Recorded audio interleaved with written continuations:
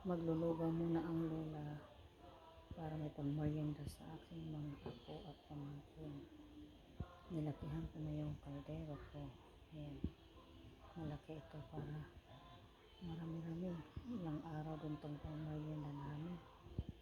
Kaya luto-luto muna para makatipid sa bili-bili ng sa labas. Ano po ito, bili-bili. Yung bigay ng kaibigan ko ng saging at saka kamote. Bumili na lang ako ng sago. Hinalo ko na lang at saka glutinous rice na ano. Meron po yung glutinous. Isang gata. Yun. Ang pag-umbrella ko sa aking mga pamangkin. Sila pala guys, wala kasi akong anak kaya mga pamangkin lang yung aking mga pinukupkop. Saka mga anak din nila. Yan. Ay ako ko na sa pamangkin din. Nagtawagin ako ng ina ng pamilya. Kasi wala naman talaga ibang tutulong sa aking pamilya kundi ako na.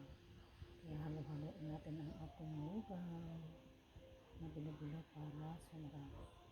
Nilagyan ko po yan ng simpleng lugaw lang ito. Nilagyan ko lang siya ng vanilla. Ayan, malapit na ito maluto.